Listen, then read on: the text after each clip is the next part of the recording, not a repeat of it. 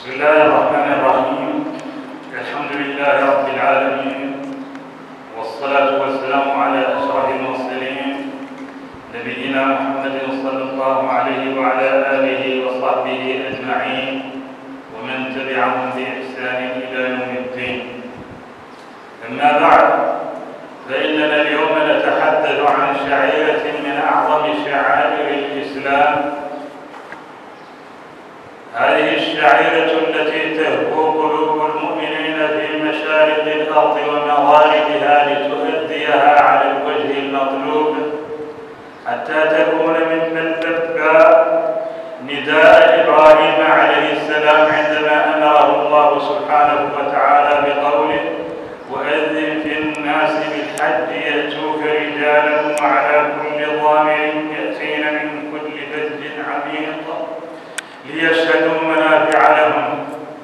وما أعظم المنافع، وسيكون حديث آخر عن هذه المنافع إن شاء الله.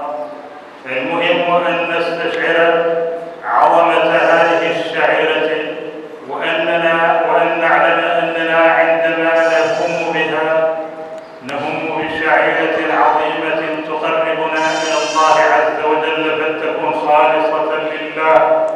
وأتموا الحج والعمرة لله، فلا مجال للضغوط النفسية، ولا مجال للتسميع، ولا مجال للرياء، ولا مجال للعجب.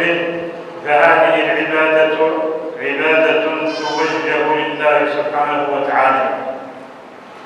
هذه العبادة أو هذا الركن من أركان الإسلام جعله الله سبحانه وتعالى قسيما لأمر آخر لا يرغب فيه المؤمن.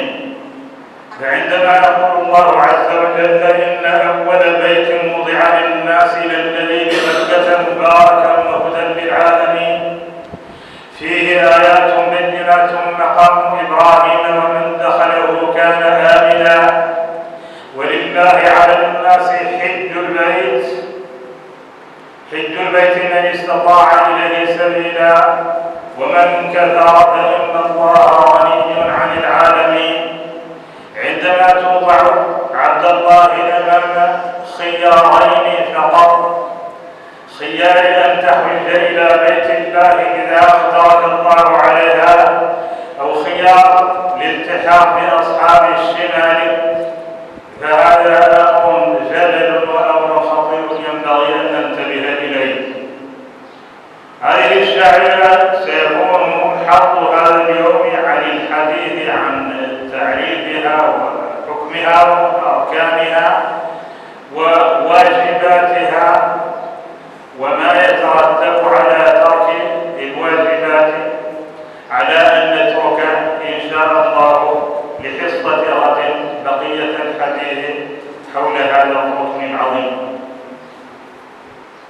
هذا الركن لا يختلف اثنان أنه واجب على من أقدره الله سبحانه وتعالى عليه، وإنما الخلاف هل الوجوب على البول أو على التراخي. وإذا قلنا إنه على التراخي، فهذا التراخي لا يتناول من بلغ 60 سنة، فمن بلغ 60 سنة أصبح الحج بالنسبة له على البول وليس على التراخي.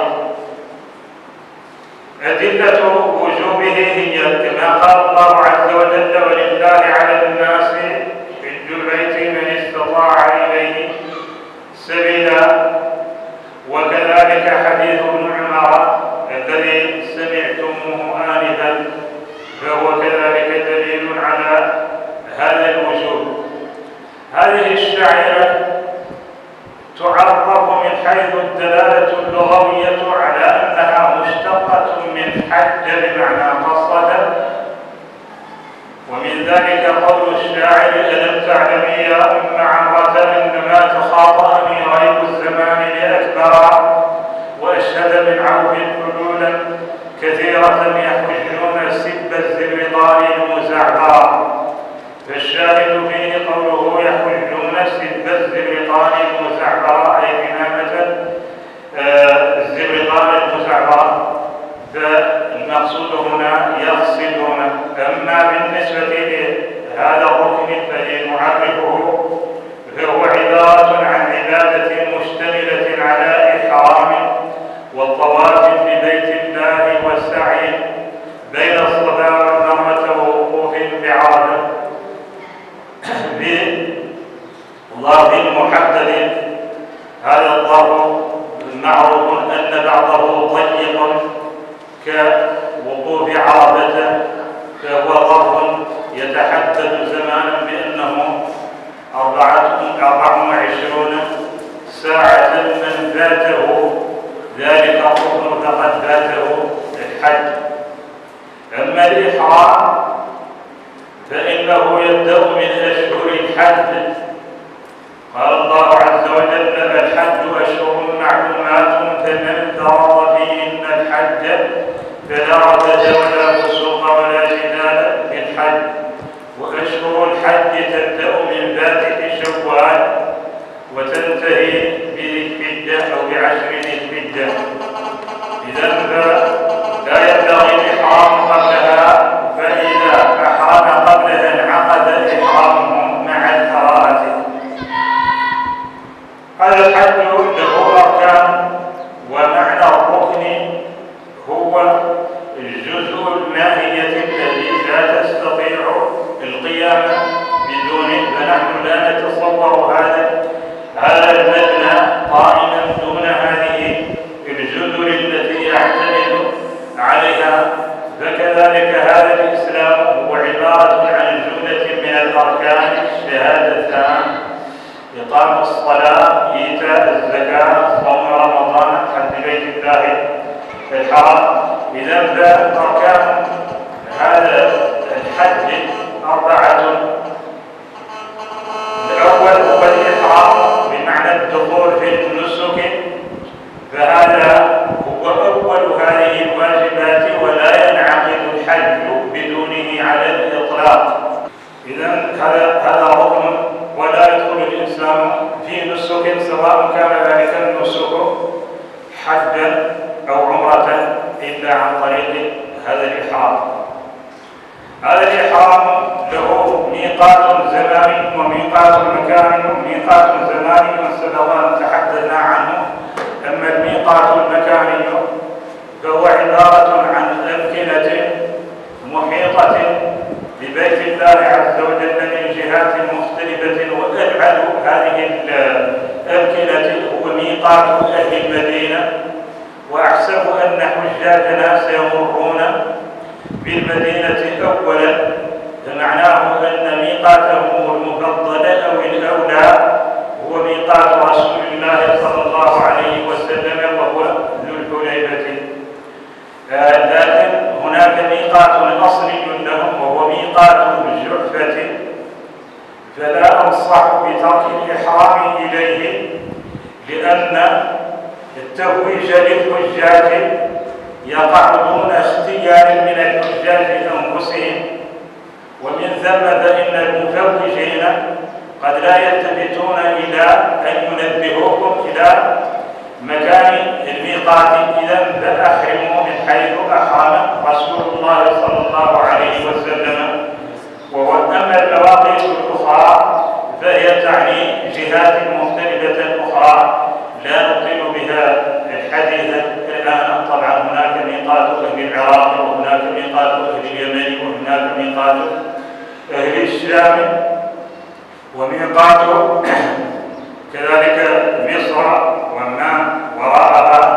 إذا فهذه مواقيت وقتها النبي صلى الله عليه وسلم لمن مر بها أو حاذاها، سواء كان من أهلها أو من غير أهلها. وهي عبارة عن، أو الحكمة منها هو أن ننظر بإجلال وقدسية إلى بيت الله الحرام. فبيت الله الحرام هو نفسه حرام آمن.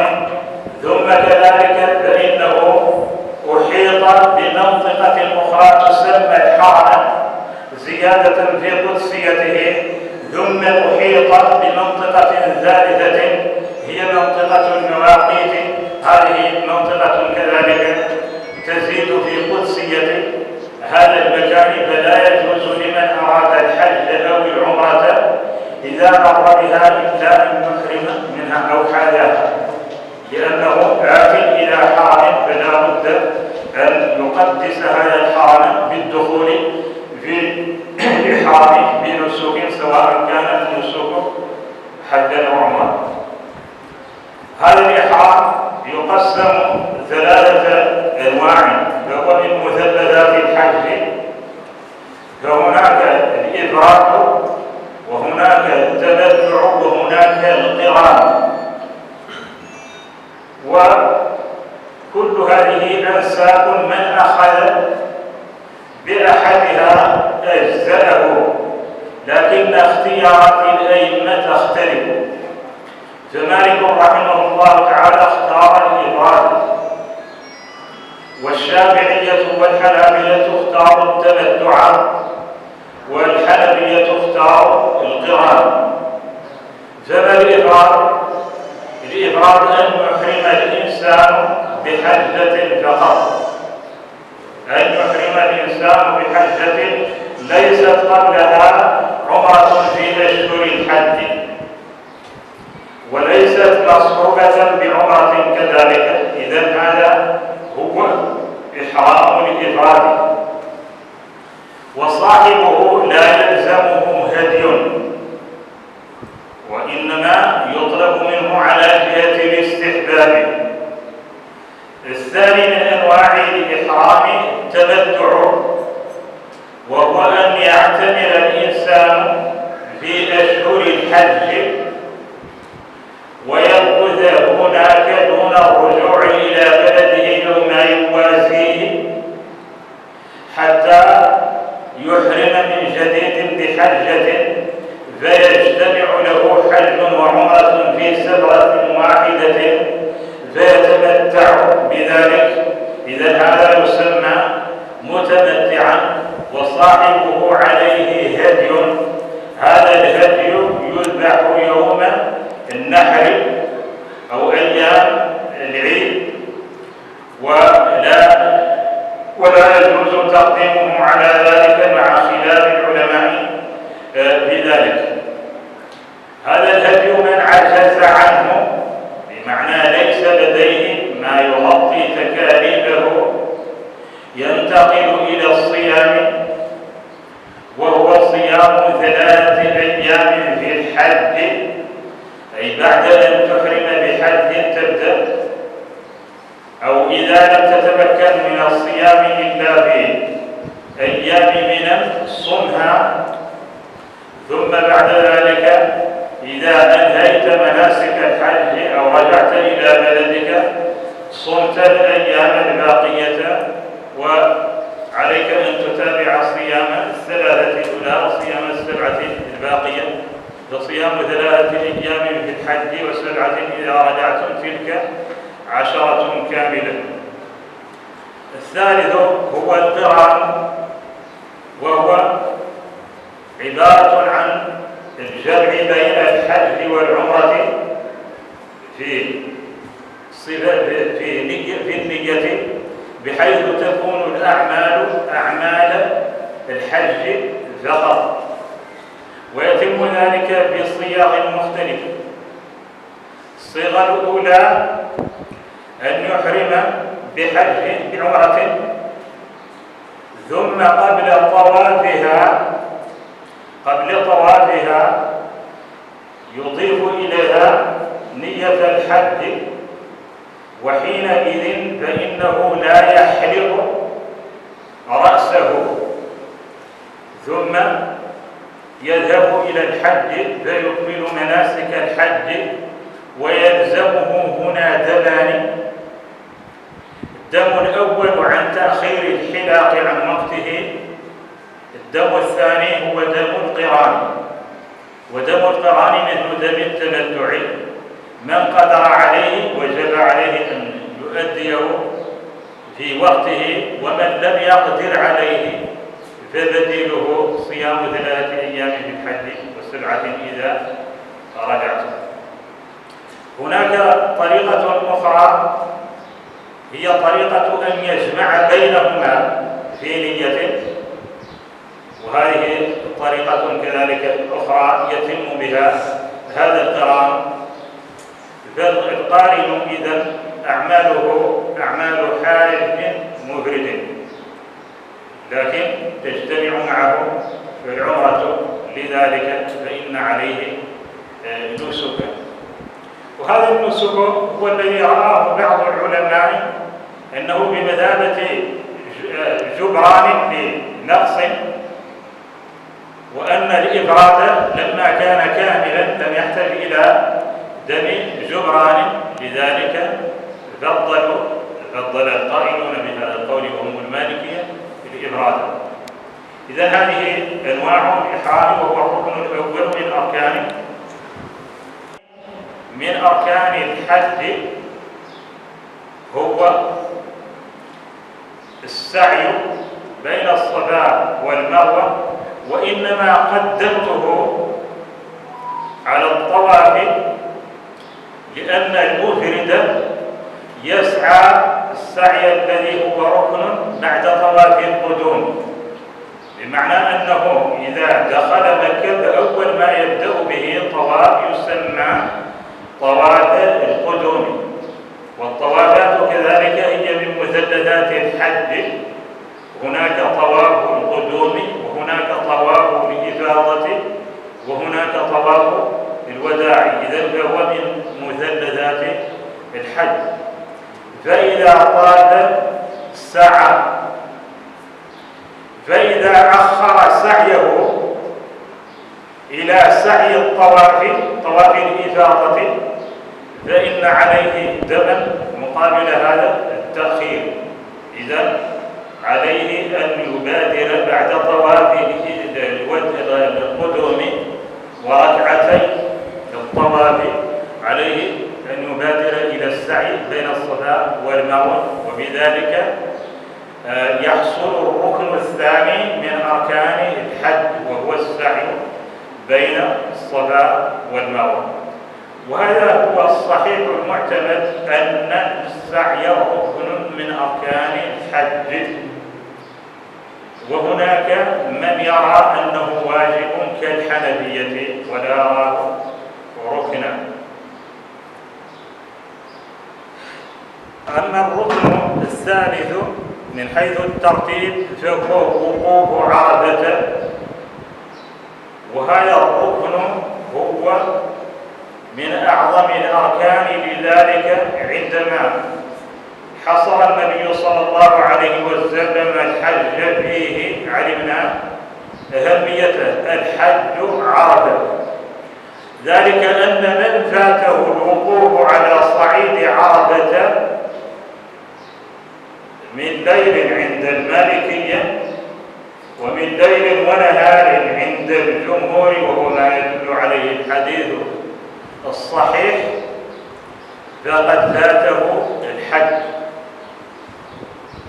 وإذا فاته الحج وجب عليه إتمام ذلك الحج الباطل، ووجب عليه هدي، ووجب عليه قضاؤه من قابل. إذن فلينتبه إلى هذا الأمر، وليجتهد الحجاج بالدعاء أن يبلغهم الله سبحانه وتعالى المناسك كلها، وبخاصة منسك وقوف عرفة. هذا الوقوف لا يشترط فيه إلا الكينونة على صعيد عرفات، وصعيد عرفات هو صعيد ممتد، فلا يشترط بلوغ الجبل ولا أي مكان آخر، مهم أن يكون في الحيز المعلم عليه بعلامات ترى أنه عرفة. إذا فالحصول في هذا الوقت في هذا المكان العظيم، وهو مكان عظيم لأنه ظرف لأعظم عقد بيننا وبين الله عز وجل. وإذ أخذ ربك من بني آدم من ظهورهم ذريتهم وأشهدهم على أنفسهم ألست بربكم؟ قالوا بلى. هذا كان في صعيد عرفات. إذن فهو صعيد أرض. الركن الرابع والأخير هو طواف الإفاضة. طواف الإفاضة بعد أن يقف الإنسان في عرفات وينزل في مزدلفة ويرمي جمرة العقبة ويذبح الهدي إذا كان له هدي، وهذه لم تعد موجودة لأنك توكل على الهدي مؤسسات أخرى هي التي تقوم بذلك. الحق بعد ذلك يبدأ طواف الإفاضة. وطواف الإفاضة صفته وشرائطه هي شرائط الصلاة، وكذلك أي طواف من ستر عورة ومن الطهارتين. ويشترط فيه كذلك الموالاة، ويشترط فيه كذلك أن يكون البيت عن اليسار، ويشترط فيه أن تكون البداية من ركن الحجر. إذن فهذه أهم شرائط هذا الركن العظيم. إذن هذه هي باختصار أركان الحج، وأعيدها بشكل موجز. الأول الإحرام، وقسمناه إلى 3 أنواع: إفراد، تمتع، قران. الثاني السعي بين الصفا والمروة، قدمناه لأنه يكون بعد طواف القدوم. هذا بالنسبة للمفرد. أما بالنسبة للمتمتع فإنه يحرم من مكة، والقارن وإن أحرم من الحج فإنه لا يطوف طواف القدوم. إذن فطواف القدوم خاص بالقادم من الآفاق خارج مكة. نعم. ننتقل الآن إلى ما يسمى بالواجبات. هذه الواجبات من أولها التلبية، وتقال في البداية بالإحرام، ولفظها مأثور عن النبي صلى الله عليه وسلم هو المعروف لدى الجميع: لبيك اللهم لبيك لبيك لا شريك لك لبيك إن الحمد والنعمة لك والملك لا شريك لك. لكن هناك تلبيات أخرى وهناك أذكار أخرى لا حرج كذلك بأن يذكر. هذه التلبية تطلب مصاحبتها ما استطاع الإنسان إلى ذلك دون أن يصل إلى درجة الإلحاح، ودون أن يصل إلى درجة رفع الصوت المرهق. هذا بالنسبة للرجال. أما النساء فإنهن يلبين سرا وقريبا من السر بحيث لا يسمعهن الأجانب. هذه التلبية تطلب عند كل تجدد حدث. فإذا ارتقى الإنسان إلى مرتفع ينبغي أن يلبي، وإذا نزل إلى منخفض ينبغي أن يلبي، وأن يلبي كذلك دبر الصلوات، وأن يلبي عند الاستيقاظ، وأن يلبي كذلك عند تلاقي الرفاق. وجددها كلما تجددت، معناها كلما تجددت حاله ينبغي أن تجدد. يستمر المفرد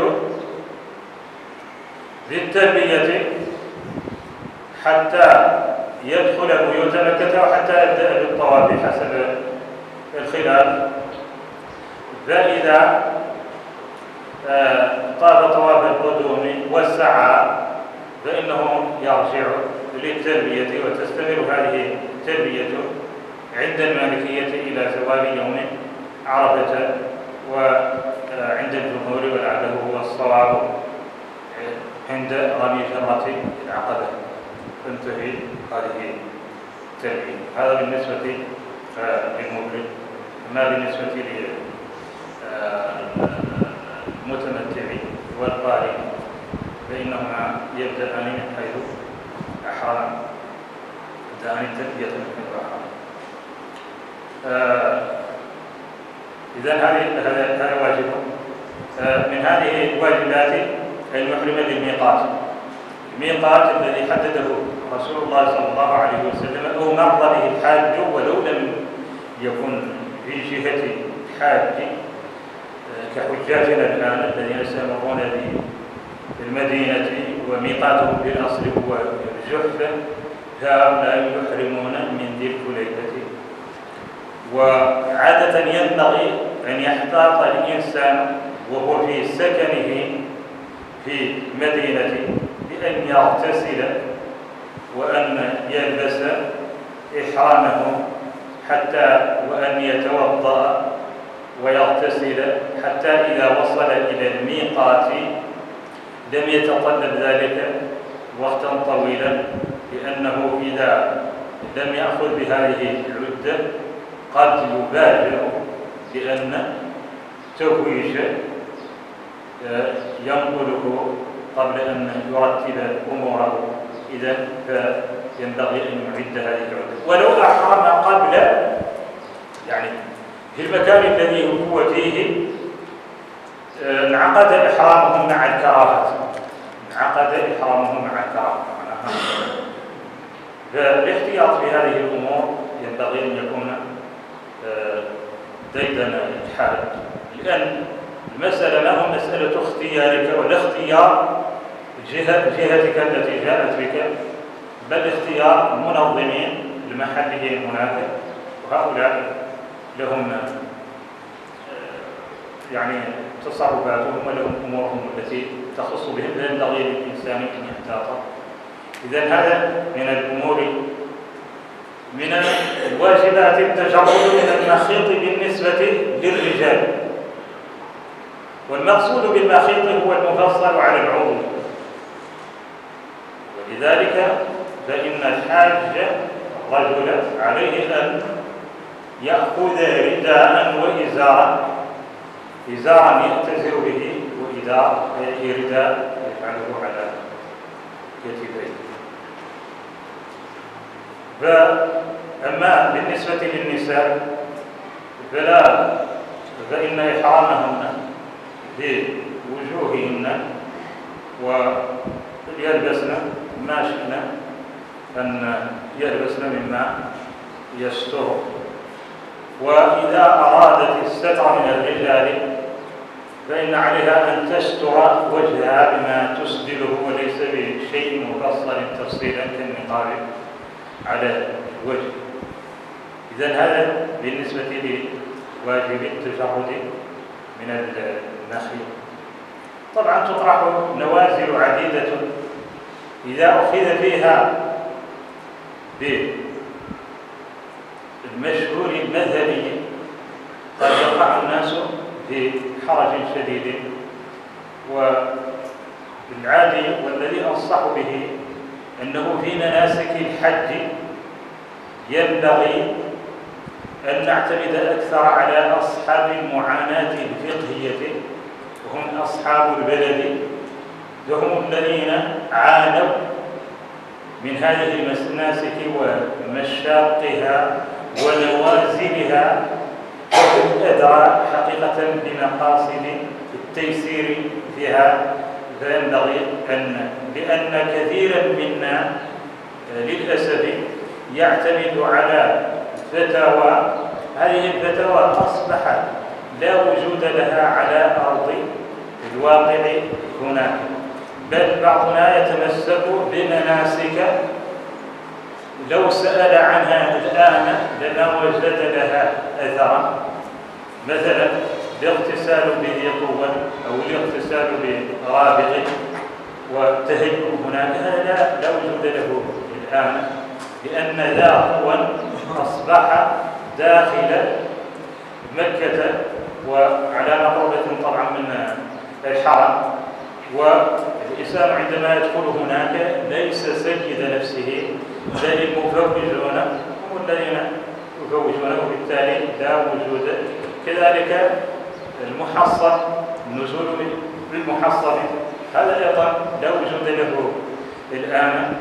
وكذلك في بعض الأحايين فإن بطن محسر لا تستطيع أن تجري فيه إذا كان الجر الإسراع المطلوب والذي هو من مثلثات الحج كذلك، هذا أيضا لم يعد في غير ذلك من الأمور. إذا هناك نوازل جديدة في هذا الميدان، لعلنا إن شاء الله في فرصة أخرى نتطرق إلى بعضها.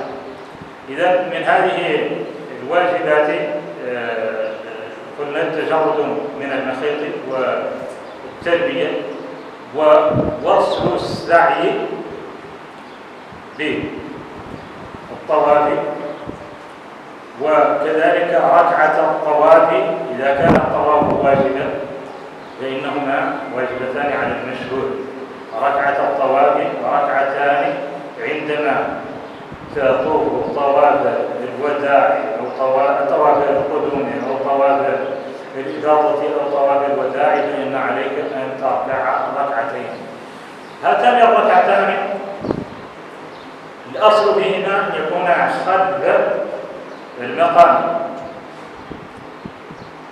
لكن التعبير القرآني سبحان الله تعبير عظيم: واتخذوا من مقام إبراهيم مصلى، ومصلى هو مكان الصلاة.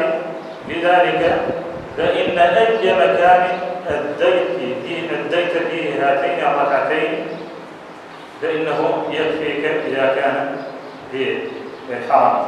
بعض الناس يزحم حتى يكون خلف المقام فيقع في مشقة شديدة عظيمة، فلا ينبغي أن يحرص على ذلك حرصا. والذي أوصي حجاجنا الكرام به أن يبتعدوا عن مواطن الزحام، فهي مواطن الخطر، فينبغي أن يتفقهوا وأن يأخذوا بالأيسر، فالأيسر لا يكلف الله نفسا إلا وسعها، فلا يمكن أن أؤدي نفسي إلى المهلكة لتحصيل مستحب ولتحصيل السنة. والمزاحمة على الحجر أو المزاحمة على الركن على مقام إبراهيم أو المزاحمة على الملتزم، هذه في مواسم الحج مهالك، وفي مواسم العمرة كذلك مهالك. طبعا الناس اللي تبقى هناك تجد فرصة في بعض الأحايين، لكن والحمد لله فإن بيت الله الحرام أصبح عاملا لسائر الأوقات ولله. إذا من هذه الواجبات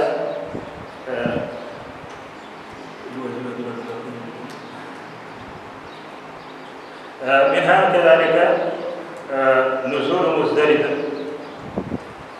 نزول مزدلفة عند الرجوع لا يكفي فقط أن تبقى في سيارتك، بل لابد أن تحط الرحال.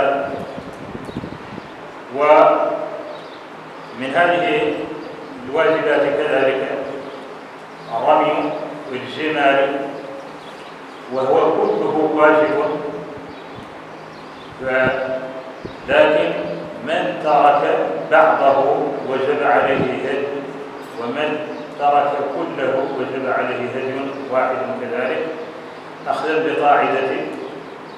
قاعدة أن السبب إذا تعدد اتحد المسبب. إذا فمن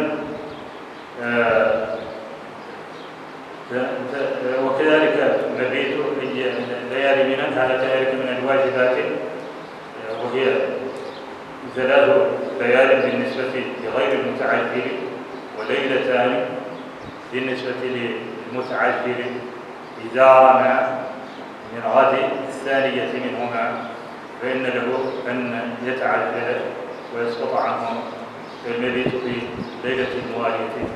هذا المبيت هو عبارة عن الكينونة في منى جل الليل، كينونة في منى جل الليل. فمن ترك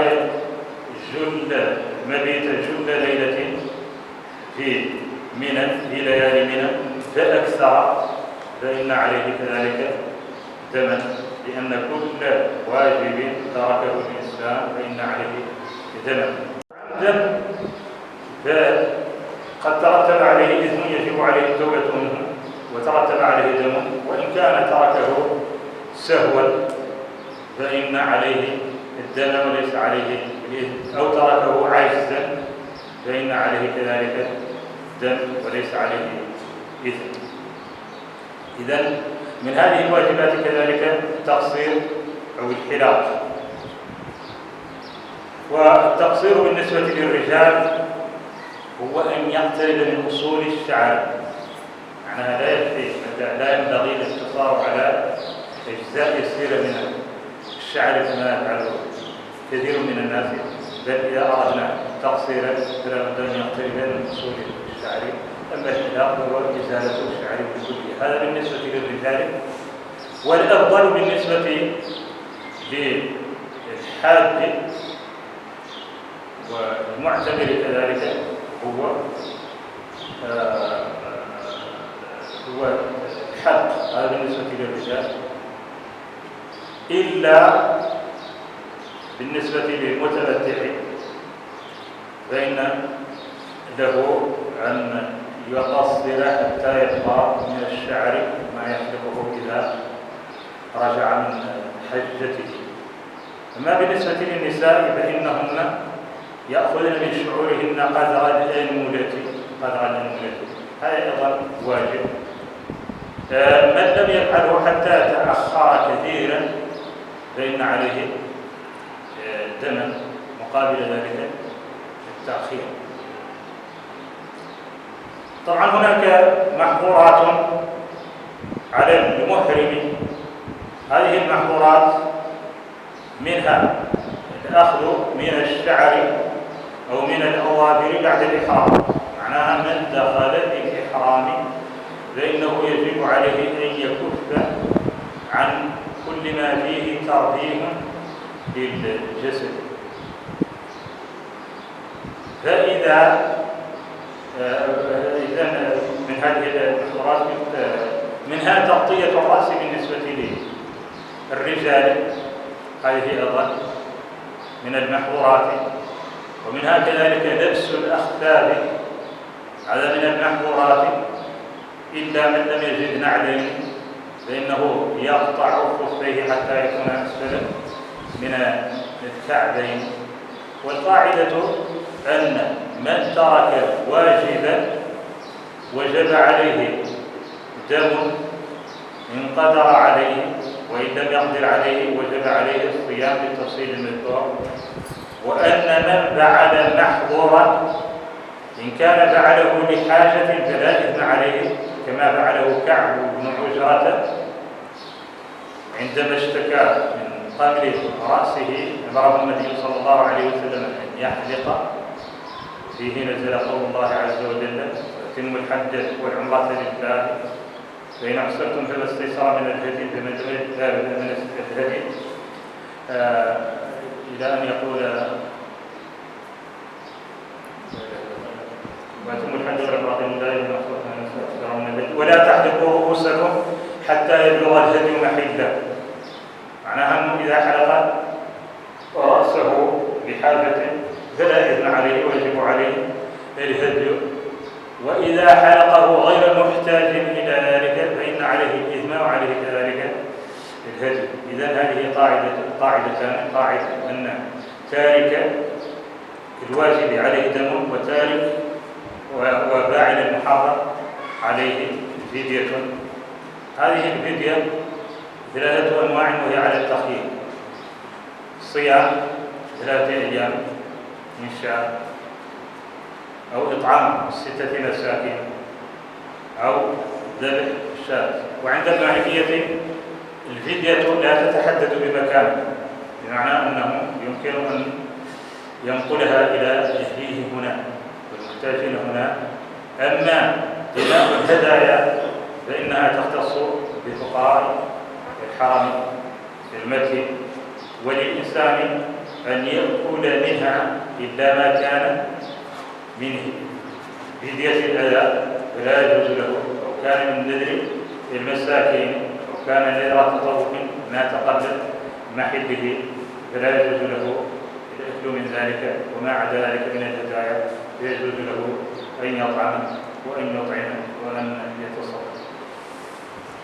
إذا هذه لعلي أكتفي بهذا القدر العرض خلال هذا اليوم، ونترك البقية لبعض الأسئلة إذا كانت في أسئلة. نسأل الله عز وجل أن ييسر لحجاجنا مناسكهم، وأن يحفظهم، وأن يرجعهم إلى بلادهم سالمين غانمين نقول الصحة والكرامة والهجرة نقول الذنب.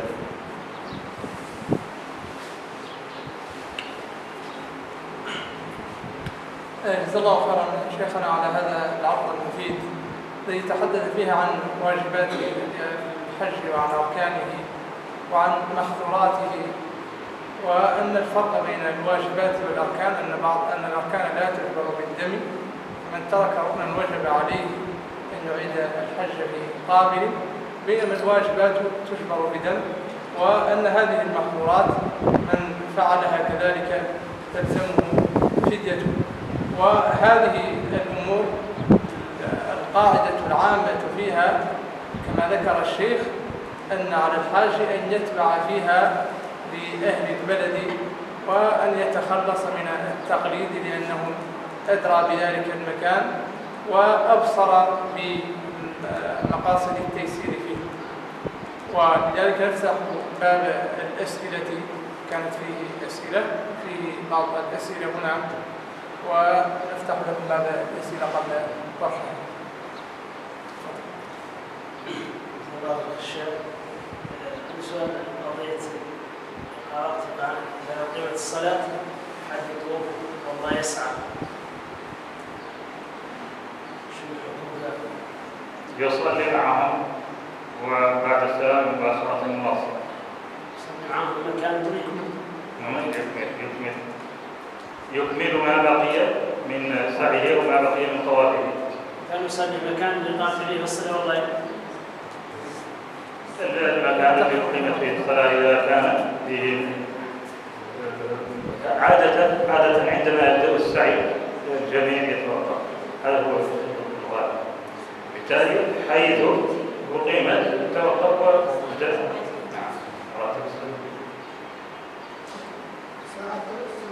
ساعة تقول لغة الهجر ساعة الدم، الفرق بين الدم والهجر. سمعتكم مرات تقول دما وساعة تقول هجر، الفرق بينهم. إذا فرق في الغالب بينهما، إذا يسمى هديا ويسمى دما.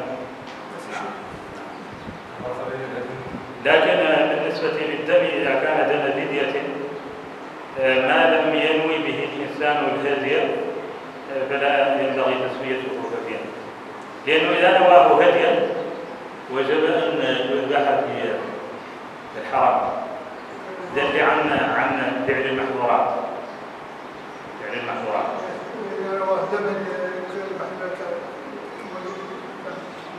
إذا كان فدية ويريد أن يفتدي عن هذا الأذى وعن هذا المحظور الذي فعله فهذا ليس هديا، لكن له أن ينوي به هديا، فإذا نواه هديا وجب أن يذبح الحرم.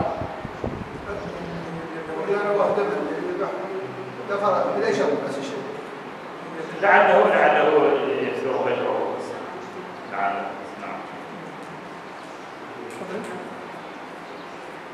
تحديد الأنملة هذا الشغل. تحديد الأنملة ساعة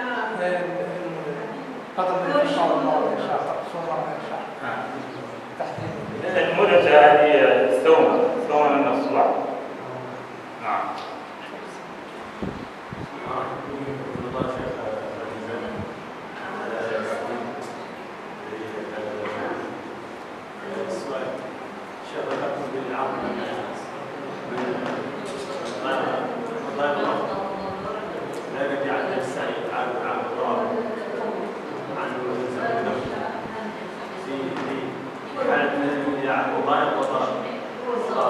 بارك الله فيك.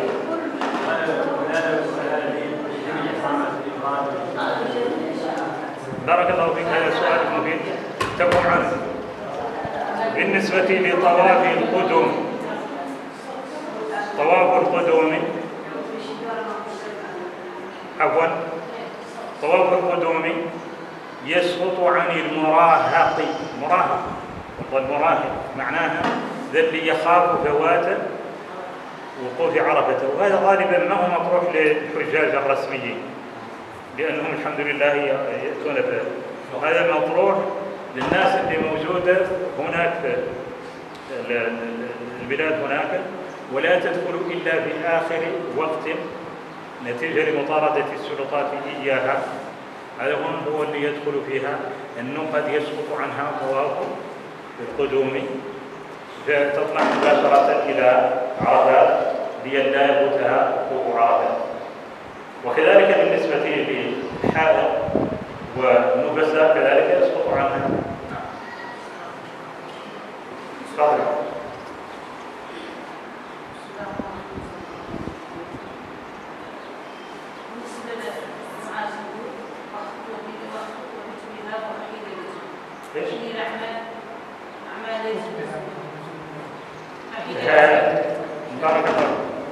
بالنسبة لإحياء الليلة لا أعرف فيه شيئا ثابتا عن رسول الله صلى الله عليه وسلم، إنما أعرف أن النبي صلى الله عليه وسلم نزل بها وصلى بها المغرب والعشاء جمع تأخير ونام، ولا أعرف شيئا في ذلك.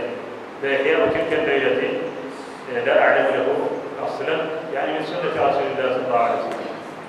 نعم. بعض الناس يبيت قائما، هذا ما هو مطلوب منه، ليس مطلوبا منك، مطلوب منك أن تتأسى. النبي صلى الله عليه وسلم قال خذوا عني مناسككم، وأنت ما زالت أمامك أعمال شاقة، فعليك أن تأخذ نفسك بالراحة، لأنك أمامك من غد الوقوف بالمشعر الحرام. أيضا أصبحت البعثات تعاجل عنه، وهذا ينتبه معناها أصبحوا معناها المنظمين لا يتركون فرصة مثلا للحجاج أن يذهبوا إلى المشعر الحرام ليقفوا مستقبلين مهدلين مستقبلين. هذا من المواقف التي كذلك مازال أمامك رمي جمرة العقبة. إذا التمسك بهدي النبي صلى الله عليه وسلم في ذلك أولى من أن يرهق الإنسان نفسه بالقيام ليلة مزدلفة. الحاج يوم العاشر بس هذا هو اللي يجوا لنا قبل المغرب ولا قبل الصلاة. ايش؟ بيجوا لنا ليلة 11 مثل حق أحلق والمشروع الكبرى وقاس مكة للطواف الإفاضة. ايوه. بيجوا ليلة 11 المبيت كان يعني قبل المغرب مرة يجي بالليل. المهم أن يمكث جل الليل، مثلا إذا فاته أول الليل فليكن بقدر ما لا يفيته المكث جل الليل داخل عرفة، داخل منى. والأصل أنه إذا طاف يرجع إلى مخيمه. والله لا يتحدد السحر، يستحم وهو في مكانه. هو البنات مكة. هو لابس كم يقوم مكة، يمشي من دار آخر بشهر الذين يعودون يوم العاشر عادة يمشي مكة عبد الله البيضاء يشوف منطقة عند الاستراحة، راح يأتي بنوم ولا استراحة منين؟ يا رجال هذه استراحة من عندهم، ما هي ونصل عنهم إذا طافوا يرجعون إلى مكانهم. نعم. لكن مهم المبيت هو المهم، والمبيت محدد بجنب الليل.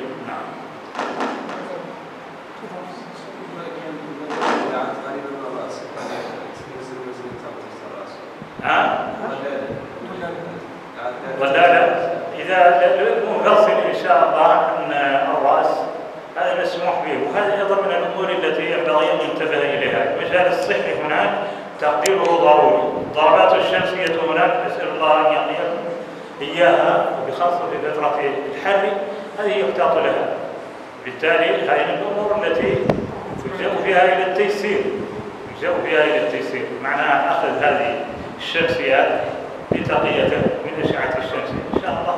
النبي صلى الله عليه وسلم ظله الصحابة بثوب حتى رمى جمرة العقبة، فدل ذلك على جواز ذلك. بالنسبة للنظارات من قد هذه شفرات شخصية،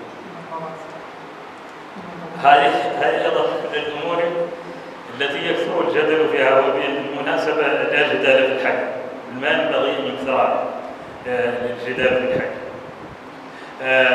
بالنسبة للمالكية يرون أنها إذا كانت مباشرة للجسد أنها لا حرج فيها، لكن مباشرتها للجسد إذا كانت كذلك فيها حرج، فتقليد المذاهب الأخرى أو بعض المذاهب الأخرى التي تبيح هذه الأمور أظن أنه أيسر بالنسبة للحال.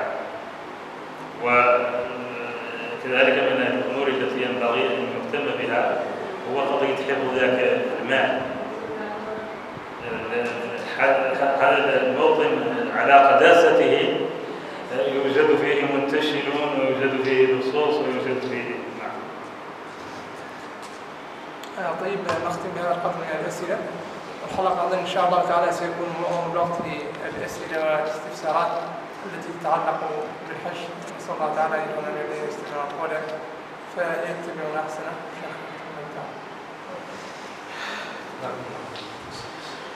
اللهم لك الحمد كما ينبغي لجلال وجهك وعظيم سلطانك. اللهم لك الحمد أنعمت بنعمة الإسلام، ولك الحمد أنعمت بنعمة العافية، ولك الحمد أنعمت بنعمة الهداية، ولك الحمد. لك الحمد ما أكرمك، لك الحمد ما أحلمك، لك الحمد ما أرأبك بعبادك. نسألك بأسمائك الحسنى وصفاتك العلى أن تصلي على محمد وعلى آل محمد كما صليت على إبراهيم وعلى آل إبراهيم إنك حميد مجيد، وأن تبارك على محمد وعلى آل محمد كما باركت على إبراهيم وعلى آل إبراهيم إنك حميد مجيد. اللهم يسر لرجالنا حجه، اللهم يسر له وتقبله واجعله خالصا لوجهك يا أرحم الراحمين. اللهم احفظهم بعينك التي لا تنام، اللهم احفظهم ببرهم وجوهم بمناسكهم حتى يعودوا إلى بلادهم سالمين غانمين وفي الصحة مأجورين مغفورة ذنوبهم يا أرحم الراحمين. اللهم أعز الإسلام والمسلمين وأذل الشرك والمشركين والمشركين الكافرين. اللهم آت نفوسنا تقواها وزكها أنت خير من زكاها أنت وليها ومولاها. اللهم اهدنا واهد بنا، اللهم اجعلنا هداة مهتدين لا ضالين ولا مضلين. اللهم إنا نعوذ بك من منكرات الأخلاق والأعمال والأهواء والأهواء. اللهم اصرف عنا السوء ما ظهر منه وما بطن. اللهم اصرف عنا السوء ما ظهر منه وما بطن. سبحان ربك رب العزة عما يصفون وسلام على المرسلين.